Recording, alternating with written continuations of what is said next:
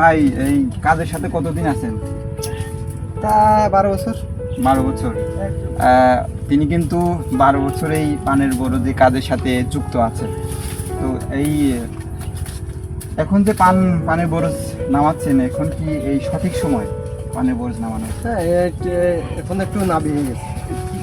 কেন নামি হওয়ার কারণ কি? এই বৃষ্টির কারণে, অনাবৃষ্টির কারণে এটা নাবি হয়ে গেছে। এখনো মানে 15 দিন আগে নামানো ঠিক ছিল। এটা আষাঢ় মাসে নামালেই ভালো হয়। যেহেতু সম্পূর্ণ আষাঢ় মাস জুড়েই ঘন বৃষ্টি এবং ঝোড়ো হওয়ার কারণে এই পানের বরজ কিন্তু নামানো অনেকটা পিছিয়ে গেছে। তো এই সময়টা যদি পানের বরজ নামানো হয় তাহলে কি এই পানগুলো কি সঠিক সময় হারভেস্ট করা সম্ভব? হ্যাঁ, এটা একটু কষ্ট হয়ে যায়। যতটা মানে ভালো হওয়ার কথা ছিল ততটা ভালো হবে না। আচ্ছা, এই যে এখন এই যে ভালো ভালো বড় বড় সাইজের পানগুলো, এইগুলো ফেলে দেওয়া মানে একেবারে কি বিক্রি করার অনুপযোগী? এখন নেচ্ছে না, এগুলো নেচ্ছে না, একদমই দাম কম। একদমই দাম কম। 5-10 টাকা পণ, এগুলো জন খরচ হয় না।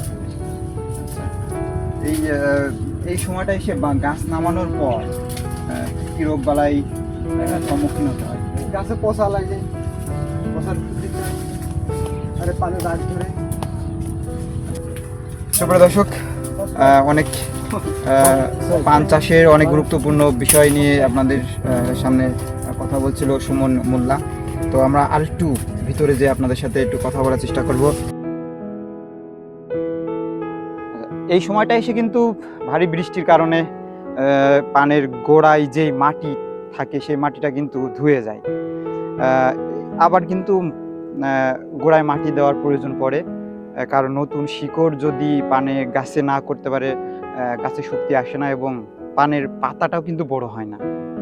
তো যার কারণে এই পানের বরজে একদিকে নামানোর কাজ চলতেছে, অন্যদিকে পান ভাঙার কাজ চলতেছে, আবার এইদিকে গোড়ায় মাটি দেওয়ার কাজ চলতেছে। আজকে সারাদিন ছিলাম হীরাডাঙ্গার মরহুম উজির খাঁর পানের বরজে। তো আপনাদেরকে জানানোর চেষ্টা করছিলাম যে পানের বরজের কী কী রোগ বালাই এবং সেই সমস্যার সমাধান কিভাবে করতে হয়, এবং পানের বরজে কাজে যে প্রসেসিং সেইগুলো আপনাদেরকে দেখানোর চেষ্টা করছিলাম।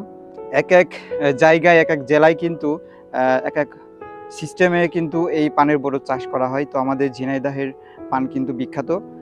আমাদের ঝিনাইদহ জেলার পানের বরজের কাজের প্রসেসিংটা আপনাদেরকে দেখানোর চেষ্টা করছিলাম।